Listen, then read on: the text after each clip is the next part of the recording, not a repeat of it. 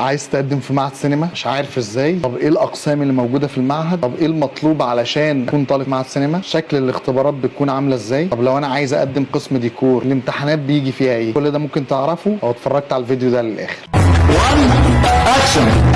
اهلا بيكم. هكلمكم النهارده باذن الله عن اختبارات معهد السينما. لازم نعرف ان معهد السينما تابع لاكاديميه الفنون، واكاديميه الفنون تابعه لوزاره الثقافه. يعني المعهد السينما ليه اختبارات قدرات لوحده وخارج عن التنسيق. معنى ايه كده؟ معنى لو انت طالب ثانويه عامه يبقى لازم تروح تقدم كليتك عادي، ويبقى لك مكان، حجزت مكان في الكليه، ثم تحضر نفسك لاختبارات معهد، لان معهد السينما ليه اختبارات خارج التنسيق، والاختبارات دي زي شرطه وحربيه. اذا نجحت فيها ووفقت تسحب ملفك من الكليه اللي انت قدمت فيها وتروح تقدم في معهد السينما باوراقك كامله، تكون طالب خلاص في معهد السينما. طيب لو في حاله ان انت ما وفقتش، انت حاجز مكان ليك في الكليه. طيب هل معهد السينما تابع لمجلس اعلى الجامعات كقانون؟ ايوه، معهد السينما تابع لاكاديميه الفنون اللي تابعه لقانون، اللي ماشي على قانون مجلس الاعلى للجامعات. ولكن اكاديميه الفنون ليها قانون خاص، وفي بروتوكول عام بين اكاديميه الفنون في العالم، فالشهاده الوحيده المعترف بيها هي شهاده اكاديميه الفنون. طيب ده معناه ايه؟ معناه ان انت تقدر تكمل دراسه على طول من غير ما تعمل اي معادله. لو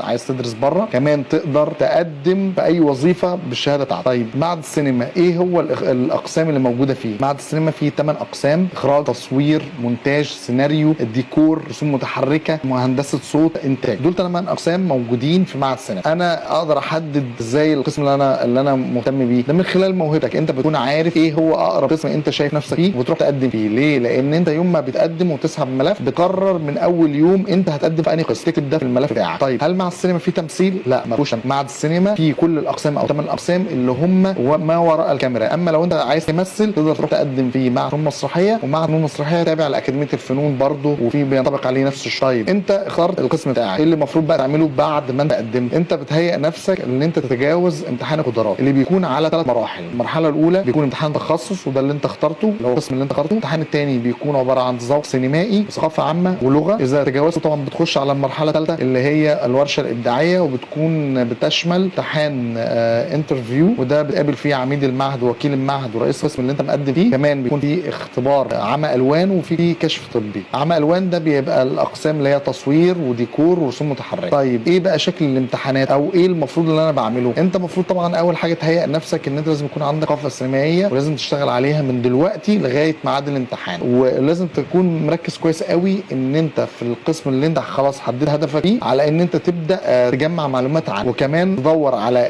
ورش تكون خاصه باختبارات او بالتاهيل لاختبارات معهد السينما القسم اللي انت مقدم ليه. لان ضروري تعرف ايه شكل الاختبارات عشان تقدر تنافس وتقدر تكون من الصفوه اللي تم اختيارها في ان هي تكون طالبه في معهد السينما او طالب في معهد السينما. طيب الاختبارات دي بتكون كلها ورا بعضيها؟ لا، بتكون ال3 مراحل دول. المرحله الاولى بيقدم فيها الطلاب كلهم وبيتم تصفيتهم لعدد قد يكون للنص. الناس اللي تنجح بتتخطى او وفقت تنتقل للمرحله الثانيه اللي هي امتحان التذوق السينمائي، الثقافه العامه واللغه. واذا تجاوزوها برضو في الامتحان الثاني وتم التصفيه والمجموعه اللي بتنجح بتخش الورشه الابداعيه. بيكون امتحان مدته من 5 ل 7 ايام بشكل يومي. مجموع درجاته بتتجمع على بعضيها، ما بتطلعش غير في النهايه. اذا تساوى عدد الطلاب في الدرجات او في الترتيب بيجمعوا درجات الاختبار الاول اللي هو التخصص، والاختبار اللي هو بتاع التذوق السينمائي والثقافه العامه واللغه، بيجمعوهم مع بعض بالاضافه الى الورشه الابداعيه، ويشوف النتيجه الكليه كام، وعلى اساسه بيتم ترتيب الطلاب من 1 ل 8. هم دول اللي بيكونوا ليهم نصيب ان هم يبقوا موجودين في معهد السينما. في حاله ان انت ما وفقتش عندك فرصه ثانيه في اختبارات الموازي، ودي تكون دراسه كانها دراسه خاصه، بيكون فيها شروط اقل، مش نفس الشروط اللي موجوده في الامتحان العادي او اللي هو النظامي، ولكن ليها الرسوم اللي هي بتاعتها بتكون اكبر شويه او بمبلغ اشبه بالدراسه الخاصه. اذا كان عندك القدره ان انت تقدر تقدم فيها بتخش الاختبارات من اول وجديد، واذا وفقت بتكون ضمن طلاب اللي بيبقوا موجودين في المعهد وبتدرس نفس الدراسه اللي بيدرسها الطالب النظامي، وبيكون ليك نفس الحقوق وبتتخرج. وهي طبعا الدراسه بشكل عام بتكون بعدد الساعات المعتاده. طيب اسمحوا لي بقى دلوقتي دلوقتي اكلمكم بشكل خاص عن قسم الديكور. قسم الديكور بنمر بنفس المراحل في الاختبارات. الاختبار الاول اللي هو التخصص، اللي هو بيبقى الطالب اختاره من اول يوم لما كتبه في الملف. الاختبار ده بيكون عباره عن طبيعه صامته او طبيعه حيه او رسم جبس او امتحان ابتكاري. اذا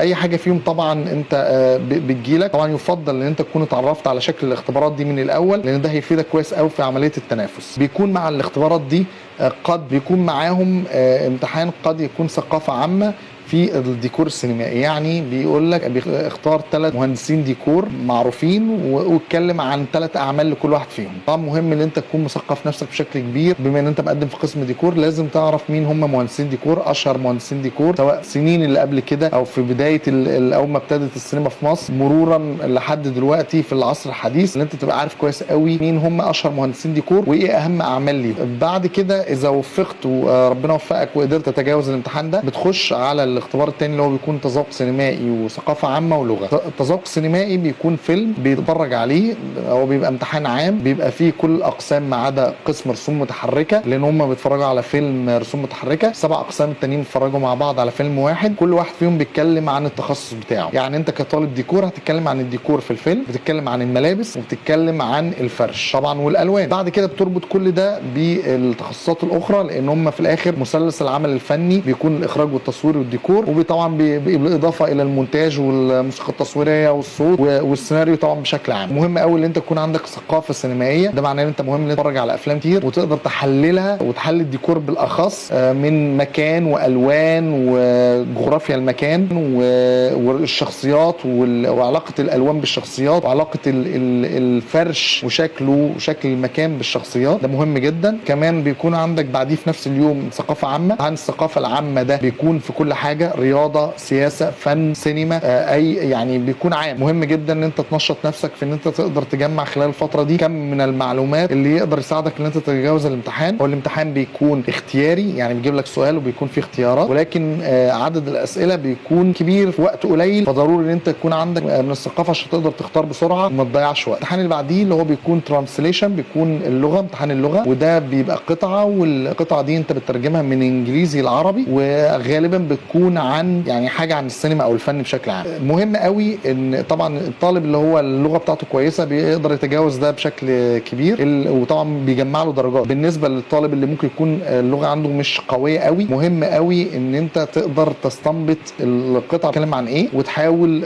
تكتب المعنى اللي انت جمعته من القطعه. بلاش تنقل او تغش من حد، لان طبعا لو في غلطات عند حد ده معناها ان انت هتكشف ان انت كاتب الترجمه انت مش عارف عنها حاجه وان انت ناقلها من حد، وده ممكن يقلل من درجات. اذا تجاوزت باذن الله الامتحان ده وان شاء الله انتقلت لمرحله الورشه الابداعيه، دي هتكون امتحانات يوميه من 5 ل7 ايام، بيكون في الطبيعه الصامته، الطبيعه الحيه، الرسم الجبس، منظور داخلي او خارجي. قد يكون المنظور على فكره قد يجي في اول امتحان برضه، دي برضه حاجه ممكن تاخد بالك منها وكويس قوي نتمرن عليها. عندك بعد كده امتحان ازياء وامتحان تكوين درامي وامتحان خاص بالفن الابتكاري. بيكون طبعا الامتحانات دي كلها ليها درجات بشكل يومي، قد يكون الدرجه من 10. بيشمل بعد كده امتحان عمى الوان والطبي عشان امراض مزمنه، ثم في امتحان مهم جدا اللي هو الانترفيو، انت بتقابل فيها عميد المعهد ووكيل المعهد ورئيس القسم. مهم قوي ان انت يعني تكسب درجات من الانترفيو ده، لانه هو اختبار ومجموع هيتضاف على مجموع الدرجات اللي انت عملتها في الورشه ويطلع النتيجه الكليه مع بعض. طب ده معنى ايه؟ معناها ان انت اي امتحان فيهم مهم ان انت تركز ان انت تجيب اعلى درجه فيه، وبالذات في الحاجات اللي انت متقدر ان انت تاخد درجات منها، علشان ده هينفعك في الايام اللي انت قد تكون في حاجه مش متمكن منها، يبقى انت عوضت الدرجات اللي ناقصاك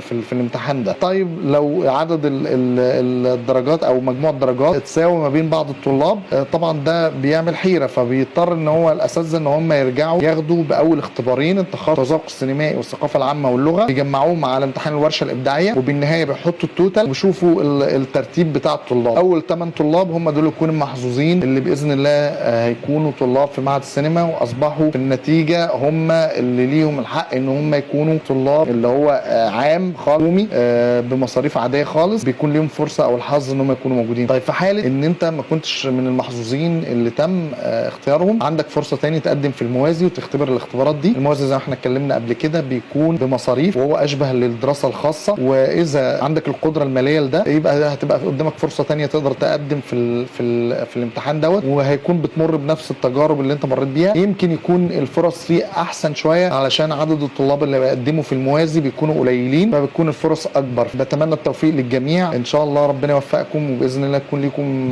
فرصه ان انتم تكونوا السنه دي في معهد السينما، تكونوا محظوظين اللي من الثمان اشخاص سواء في العادي او في الموازي. لو احتجتوا اي حاجه او عايزين تعرفوا اي حاجه عن الامتحان او شكل الاختبارات وباذن الله هرد عليكم، تقدر تعمل شير عشان توصل لاكبر عدد من الزملاء اللي قد ينفعهم الفيديو ده. وانتظروني باذن الله في الاعلان عن ورشه مجانيه ليوم واحد هتكلم فيها عن شكل الاختبارات، وهعرض لكم بالفيديوهات شكل الاختبارات بيكون عامل ازاي بحيث ان انتوا تهيئوا نفسكم عليها. تقدروا تتابعوني وتعرفوا المواعيد من خلال صفحه مدرسه الديكور السينمائي، ومن خلال قناه اليوتيوب شادي العناني ومدرسه الديكور السينمائي، هتلاقوا فيها المعلومات باذن الله. وكمان تقدروا تعرفوا اقرب ورشه احنا عاملينها للتاهيل لاختبارات معهد السينما، ودي تكون ورشه بتبتدي من الميعاد اللي احنا هنعلن عنه حتى اخر يوم في الاختبارات. مستني اسئلتكم، واي حد محتاج اي حاجه كلمني فورا. بشكركم، توفيق للجميع والنجاح في انتظار